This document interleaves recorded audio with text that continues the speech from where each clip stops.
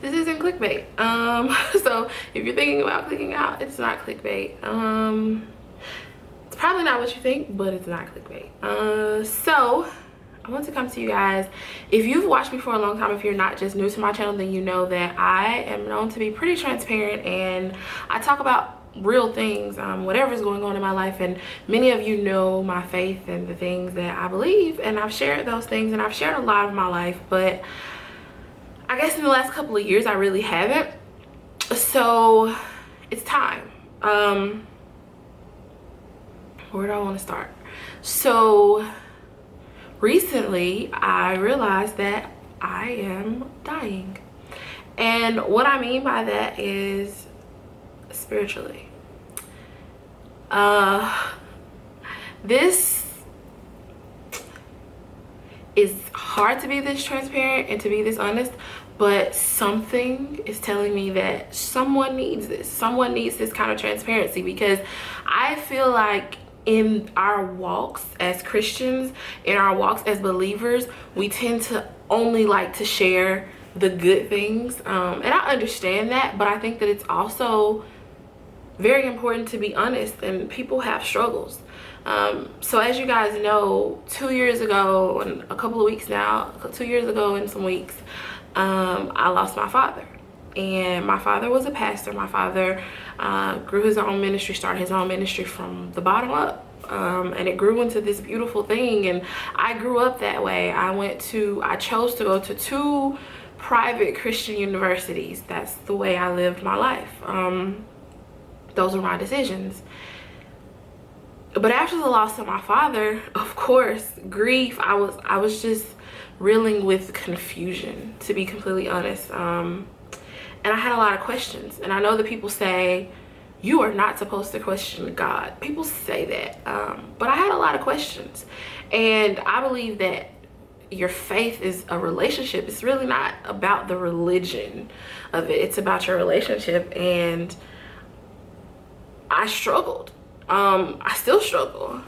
I couldn't even walk into the building, the church, because I remember when I walked through that building when it was nothing but a foundation, with him and him telling me his visions. So the death of my father was the hardest thing I've ever had to go through, honestly. And it shook me to my core. And people say things get better with time. That's not necessarily true. So since that time, I've really been in a place of struggle, and I realized that I am dying. And years ago, I'm not really one to read too much into dreams. I know that some people love to interpret their dreams, but years ago I had this dream that stood out to me so intensely that I knew that it was something different, and it stuck with me to this day. I've had several like that since that one in particular, but that one was kind of the first. And recently I had it again, and I knew why. I might as well just share the dream. So one night, 2 nights at this point, I'm dreaming, and I'm in the middle. I know that I'm standing on a quote-unquote battlefield, like it was literally a war. I'm standing there and I'm witnessing it, and there's someone beside me. I don't know who this person is, but I can feel this person's presence. And I'm intuitive by nature, just as me. I'm just intuitive. I ask a lot of questions. Some people don't like that. But I remember asking over and over, like, what is going on? And just be like, just watch. So I'm watching this war, and I can see the opponent's enemies, whatever you want to call it, coming towards me. And as I look, I'm sitting here and I'm looking to see, well, who is fighting these opponents? And there were all these dead bodies, and I'm thinking, why are they still coming if these are dead bodies? Can they not see these are dead bodies? And then I realized that there are people taking these dead bodies onto the field, like on gurneys, on everything, taking them onto the field. And I'm still standing here questioning, why are dead bodies on this battlefield? There are enemies coming. Like, what is happening? It's like, just pay attention. So I'm sitting here, and I'm just thinking, what the heck can this possibly be? I'm aware that I'm dreaming, but I'm not really aware that I'm dreaming, so I'm so confused. And when I wake up, I'm still dazed and confused, like, what in the world just happened? And I prayed. And as I'm praying, I hear, just as if I'm talking to you. Well, you're on the camera, so you're not gonna talk back, but just as if I'm talking to someone, I can't take a spiritually dead soldier into battle. You can't fight if you're spiritually dead.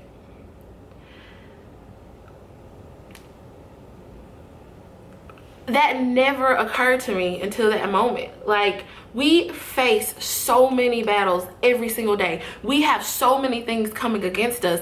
And when we are spiritually dead, what good does it do us to go into that battle? Honestly, what good can it do if you're dead? If there are dead soldiers on a war field, on a battlefield, they've already lost. They're dead. So when you go about your everyday life spiritually dead, you have lost. You are dead. You're as good as dead. So when I dreamed it again, I'm thinking, okay, so clearly there's a reason why I'm dreaming this.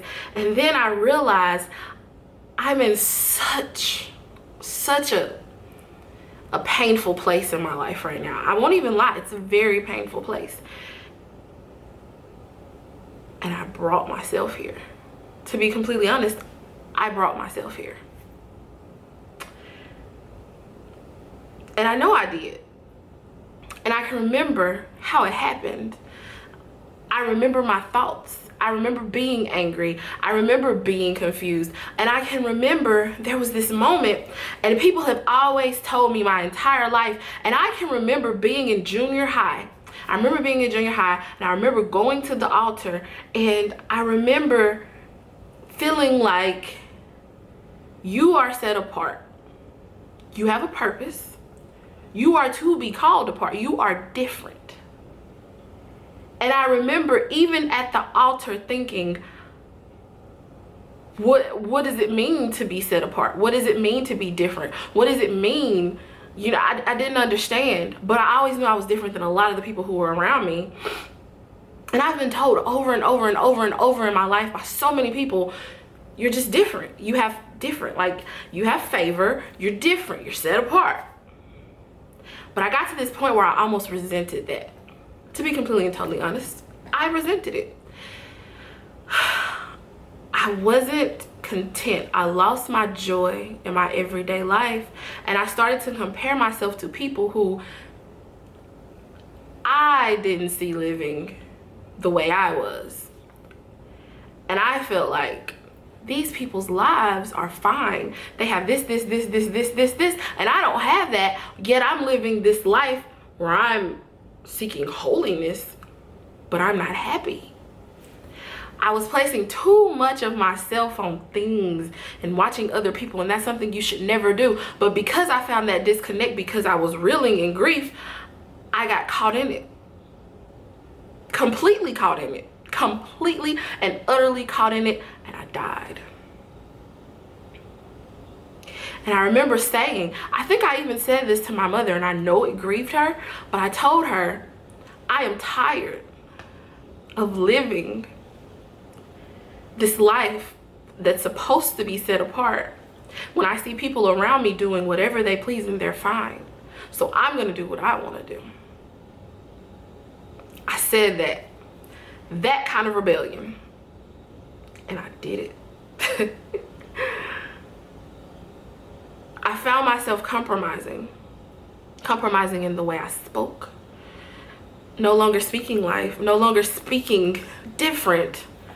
I found myself compromising in everything, because I felt like, what's the point? And then this funny thing happened. This really funny thing happened. I started to realize, this is probably about a year ago, everything that I tried to do of myself failed. Everything that I thought, well, I can do this because these people do this and they're fine, it failed.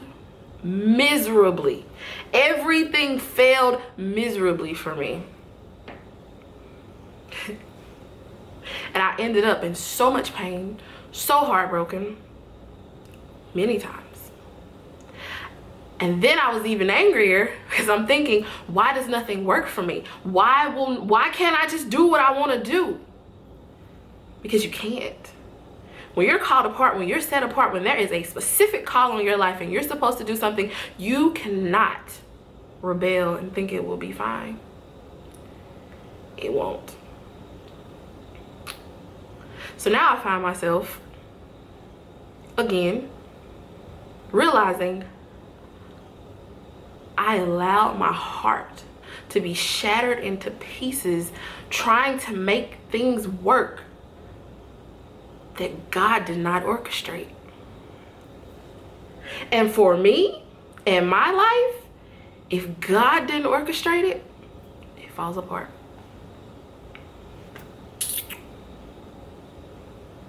And I knew that. But I compromised and I allowed myself to spiritually suffer. And I know without a doubt that's what happened. So now I'm here of my own doing.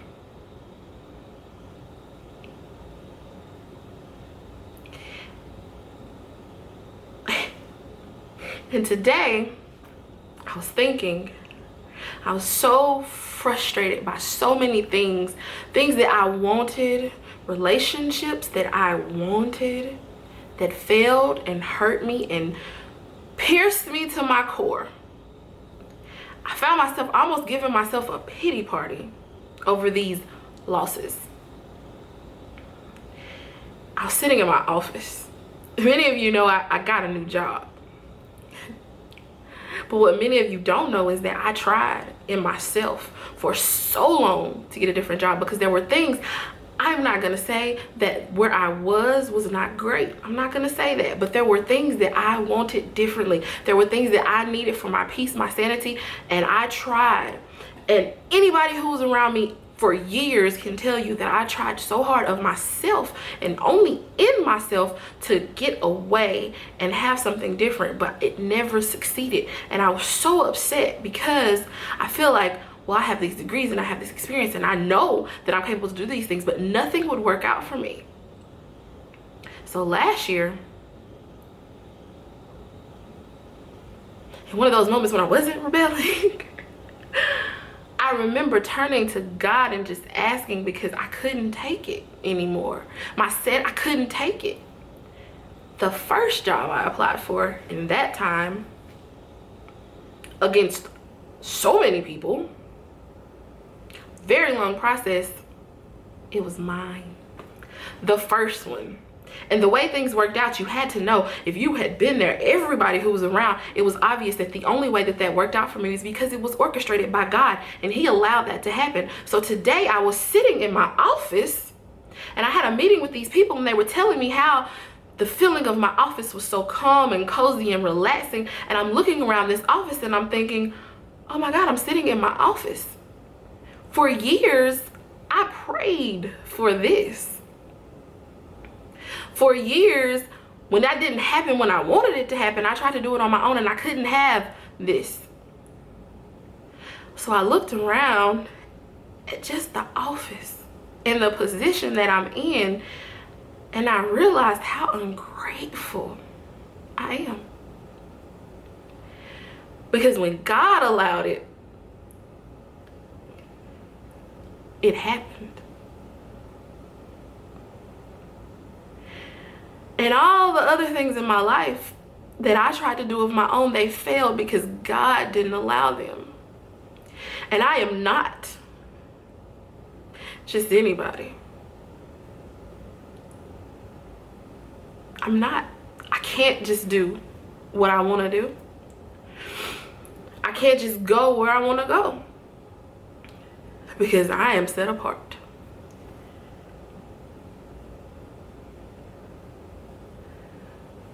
That feeling, that realization is beyond anything I could ever say. So although I'm hurting, although there's pain that I allowed to be there, I realize that